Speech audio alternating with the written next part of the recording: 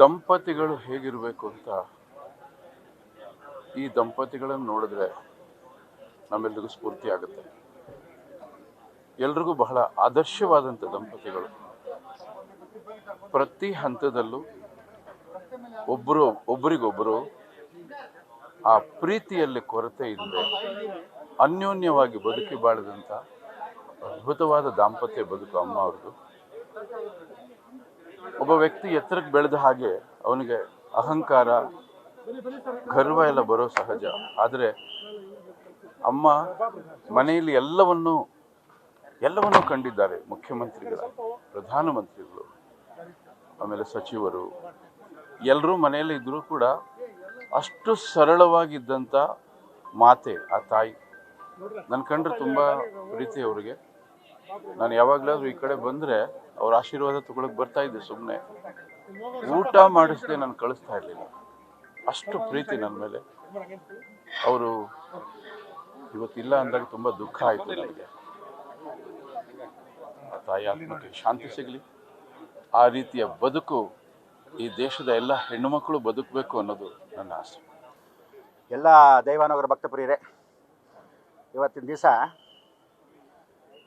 ಕರ್ನಾಟಕದ ಹಿರಿಗೌಡರು ಮತ್ತು ಕೇಂದ್ರಕ್ಕೆ ಮಾಜಿ ಪ್ರಧಾನಿಗಳು ದೇವೇಗೌಡರ ಧರ್ಮಪತ್ನಿಯಾಗಿರ್ತಕ್ಕಂಥ ಚೆನ್ನಮ್ಮನವರು ದೇವೇಗೌಡರಿಗೆ 5 ವರ್ಷ ಹೆಚ್ಚು ಕಮ್ಮಿ. ದೇವೇಗೌಡರು 5 ವರ್ಷ ಮಾತ್ರ ದೊಡ್ಡವರು. ಚೆನ್ನಮ್ಮವರು 89. ನಾನು ಸಾಧಾರಣವಾಗಿ ಎಲ್ರಿಗೂ ಹೇಳ್ತೀನಿ, 9 ಅನ್ನೋದು ಗಂಡಾಂತರ ಅಂತ.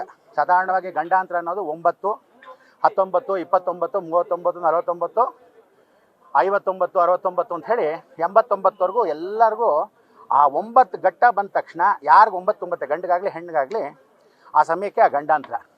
ಆ ಪಾರು ಮಾಡೋಕ್ಕೆ 10 ವರ್ಷಕ್ಕೆ ಎಷ್ಟೋ ವರ್ಷದ ಒಂದು ದೀರ್ಘಾಯುಷ್ಯ ಅಂತ ಹೇಳ್ತೀವಿ.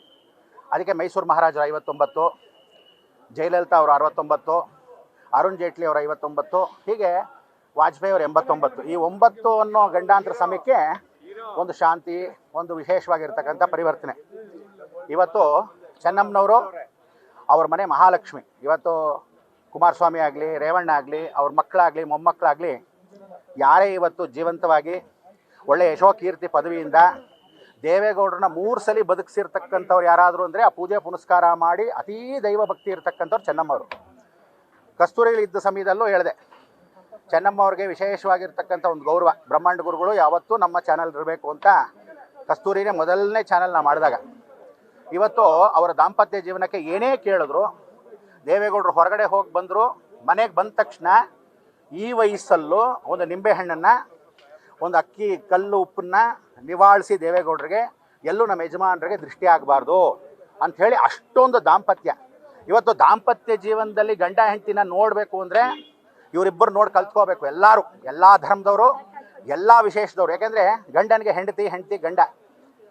ಕೃಷ್ಣಮೂರ್ತಿ ಅಂತ ಚೀಫ್ ಜಸ್ಟಿಸು ಅವ್ರೇನು ಹೇಳಿದ್ರು ಅಂದರೆ 84,000 ಪ್ರತಿ ತಿಂಗಳೂ ಬರುತ್ತಂತೆ ಡೈವರ್ಸ್ ಕೇಸ್ಗಳು. ಇತ್ತೀಚೆಗೆ ಮದುವೆ ಆಗಿದವರೆಲ್ಲ ಒಂದೊಂದು ತಿಂಗಳಿಗೆ ಹೇಗೋದು ಪೂರ್ತಿಯಾಗಿ ಡೈವರ್ಸ್ ಮಾಡಿಬಿಡ್ತಾರೆ. ಈ ಗಂಡ ಹೆಂಡತಿರ ಒಂದು ದಾಂಪತ್ಯ ಜೀವನ ಎಷ್ಟು ಚೆನ್ನಾಗಿತ್ತು ಅಂದರೆ, ಇಷ್ಟು ವರ್ಷ ಹೋಗದೆ ಇರತಕ್ಕಂಥ ದೇವೇಗೌಡರನ್ನ ಅಷ್ಟು ಕುಗ್ಸಿದೆ ಅಂದರೆ ನಿಜವಾಗ್ಲೂ ದೀರ್ಘ ಸುಮಂಗಲಿ ಅಭಿವೃದ್ಧಿರಸ್ತು. ಆ ಅಮ್ಮ ದೀರ್ಘ ಸುಮಂಗಲಿಯಾಗಿ ಹೋಗಿರ್ತಕ್ಕಂಥದ್ದು ಅವ್ರ ಮನೆ ಮಹಾಲಕ್ಷ್ಮಿ. ಅಲ್ಲಿ ಮಾವಿನಕೆರೆ ಅಂತಕ್ಕಂಥದ್ದು ರಂಗನಾಥ ಸ್ವಾಮಿ ಬೆಟ್ಟ, ಹಾರದನಹಳ್ಳಿ ಕೆಳಗಡೆ ಇರ್ತಕ್ಕಂಥ ಈಶ್ವರ.